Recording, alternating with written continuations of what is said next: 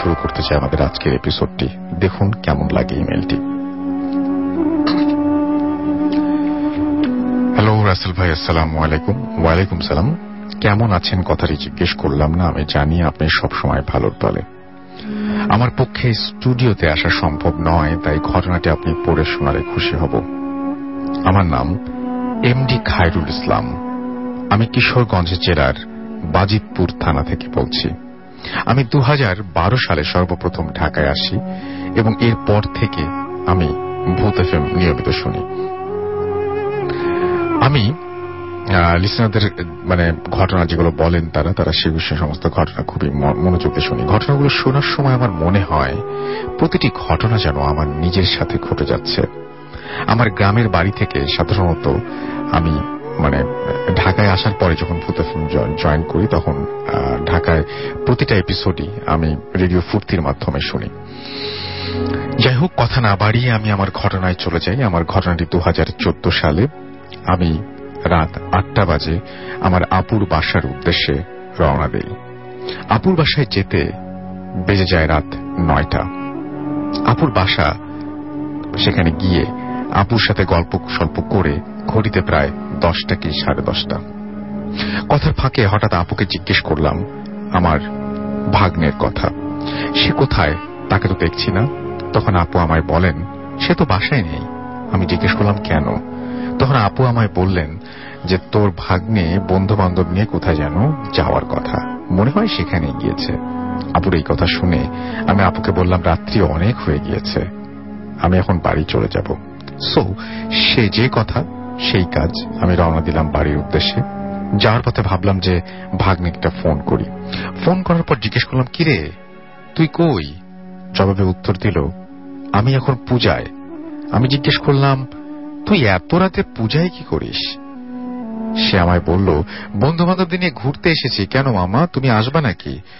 আমি তাকে না বলতে পারলাম না। আমি তাকে বললাম তোর লোকেশনটা দে আমায়। তারপর সে বলল তুমি ঋষিপাড়ায় এসে আমায় ফোন দিও। সো বলে রাখা ভালো, এই ঋষি গ্রামে আমি আরো অনেকবারই গিয়েছিলাম এবং সেখানকার পূজা দেখার জন্য। এখানে কিছু হিন্দু ধর্মের জাতির নাম ছিল ঋষি, তো তারা সবাই একসাথে থাকতো বলে এই এলাকার নাম দেওয়া হয়েছিল ঋষিপাড়া। তারা ধর্মের সবচেয়ে বড় পূজা ছিল কালী পূজা। তো তখন কালী পূজার উৎসব চলছিল। আমি এই পূজায় আরো অনেকবার গিয়েছিলাম। তারপর আমি ঋষিপাড়ায় রাস্তার দিকে হাঁটতে শুরু করলাম। এই রাস্তা সম্পর্কে কিছু কথা না বললেই না। এই রাস্তা দিয়ে যাওয়ার সময় প্রথম অবস্থায় কিছু বাড়িঘর পড়ে, তারপর বেশ খানিকটা ফাঁকা পথ। এই ফাঁকা জায়গাগুলোতে চাষাবাদ করা হয়। তারপর সেই ঋষিপাড়া গ্রামটি। সেই সময়টা ছিল হালকা শীত। আমি খুব ফুরফুরে মনে এগিয়ে যাচ্ছিলাম। তখন ঘড়িতে সময় আনুমানিক রাত 11:30।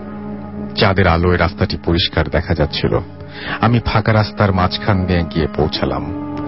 তখনই ঘটে আমার জীবনের সবচেয়ে ভয়ানক ঘটনাটি। আমি খুব স্বাভাবিকভাবে এই রাস্তাটিতে হেঁটে যাচ্ছিলাম। হঠাৎ করে আমি যে দুটো জিনিস দেখতে পেলাম, এই জিনিসগুলো দেখার জন্য আমি মোটেও প্রস্তুত ছিলাম না।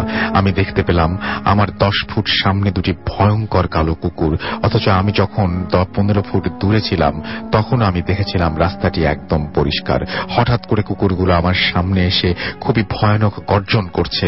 আমি যেটা দেখে খেয়াল করলাম কুকুর দুটি কোন দিক থেকে দৌড়ে আসেনি, ভয়ানক গর্জনের সাথে মাটি ফেটে বেরিয়ে আসছে। আমি কুকুর দুটিকে একইভাবে ফেস করলাম। এত ভয়ঙ্কর ভাবে গর্জন করছে যে কোনো কুকুরের কাছ থেকে এরকমটি শোনা যায় না, এমন গর্জন শোনা যায় না। কুকুরগুলি দেখতে অন্য স্বাভাবিক কুকুরের চেয়ে অনেক বড় ছিল আর কুচকুচে কালো ছিল। ঠিক সেই মুহূর্তে আমি কি করব আমি কিছু বুঝে উঠতে পারলাম না। আমি তখন মনে মনে ভাবতে লাগলাম আজই মনে হয় আমার জীবনের শেষ দিন।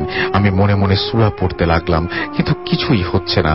কুকুর দুটো আরো ভয়ানক গর্জন করে আমার দিকে আসছে, মনে হচ্ছে এখনই এসে আমাকে কামড়াবে। এইভাবে কতটা সময় অতিবাহিত হয়েছে জানি না। হঠাৎ কেন যেন মনে হলো জোরে একটা ধমক দেই, যদি কোনো কাজ হয়। আমি ধমক দেওয়ার চেষ্টা করলাম, কিন্তু পারলাম না। আমার ভয়ের কারণে আমার ভেতর থেকে শব্দটি এতই আস্তে বের হলো যে আমার ধমক আমি নিজেই শুনতে পাইনি।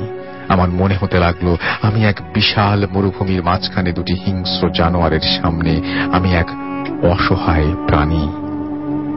আমার হিংস্র জানোয়ারগুলি আমার দিকে বড় বড় সাদা দাঁত বের করে এগিয়ে আসছে, আমাকে তাড়া করছে।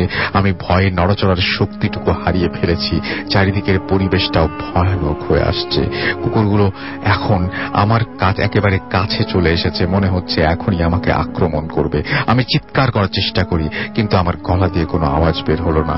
ধরেই নিয়েছিলাম আমার জীবনের সমাপ্তি এখানেই ঘটবে। নিজেকে নিজের কাছ থেকে খুব অসহায় মনে হচ্ছিল।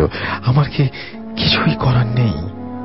মনে মনে আল্লাহকে ডাকতে শুরু করলাম, কারণ আমার মন বলছিল একমাত্র আল্লাহ তাআলাই আমাকে এই বিপদ থেকে উদ্ধার করতে পারবেন। সাহায্য চাইছিলাম আর ভয়ার্ত দৃষ্টিতে কুকুর দুটির দিকে তাকিয়েছিলাম। হঠাৎ করে কেন যেন আমার পেছন দিক দিয়ে কেউ একজন টর্চ মারল, এবং টর্চের আলোটা অনেক পাওয়ারফুল ছিল। সেই আলোয় আমার চারিপাশটা আলোকিত হয়ে উঠল। সেই আলোয় আমি যা দেখলাম তা আমি বিশ্বাস করতে পারছিলাম না। আমি দেখলাম সেখানে কিছুই নেই, নেই কোনো কুকুর, নেই কোনো কুকুরের ভয়ানক শব্দ। চারিদিকের পরিবেশটা অনেক শান্ত। টর্চ মারার লোকটি খুবই অল্প সময় আমার কাছে চলে এসেছে। লোকটি আমার কাছে আসার পর আমাকে জিজ্ঞেস করল, কি ভাই, কোনো সমস্যা? এখানে একা একা দাঁড়িয়ে আছেন কেন? আমি জবাবে, না, কোনো সমস্যা নেই বললাম। এই বলে তার কাছ থেকে তার হাতে থাকা টর্চটি ছিনিয়ে নিয়ে হন্তদন্ত হয়ে চারিদিকে কুকুরগুলোকে খুঁজতে থাকি, কারণ এগুলো যদি সাধারণ কুকুর হয়ে থাকে তাহলে এত তাড়াতাড়ি পালিয়ে যাওয়া সম্ভব নয়, কারণ রাস্তাটির পাশে অনেক খালি জমি। কিন্তু না, চারিদিকে টর্চ মেরেও কোনো কুকুর দেখতে পেলাম না।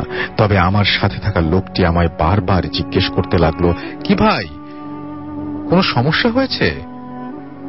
আমি লোকটির মুখের দিকে তাকিয়ে বললাম, তারপর লোকটি আমায় জিজ্ঞেস করল, আপনি কোথায় যাবেন? আমি জবাবে বললাম, আমি ঋষিপাড়া যাব। কথাটি শুনে মুচকি হাসি দিয়ে বলল, হো, আমিও ঋষিপাড়া যাব, আপনি আমার সাথে আসেন। তারপর আমি কোনো কথা না বাড়িয়ে লোকটির সাথে রওনা দেই। যাওয়ার সময় লোকটি আমায় বারবার জিজ্ঞেস করতে থাকে, কি হয়েছিল? তারপর আমি তাকে সমস্ত ঘটনা খুলে বলি। ঘটনা শোনার পর লোকটি আমার দিকে তাকিয়ে মুচকি হাসি দিয়ে বলে, এগুলো কোনো ব্যাপার না। আমি তার কাছ থেকে কারণ জানতে চাইলাম। লোকটি আমায় বললেন, এই ঘটনা এই এলাকায় আরো অনেকের সাথে ঘটেছে, আবার কেউ কেউ এই ঘটনাকে কেন্দ্র করে অনেক ক্ষতিগ্রস্ত হয়েছে। আমি তারপর জিজ্ঞেস করলাম, এই ঘটনা কি কোন সময় আপনার সাথে ঘটেছে? লোকটি আবারও আমার দিকে তাকিয়ে মুচকি হাসি দিয়ে বললেন, না। আমি বললাম,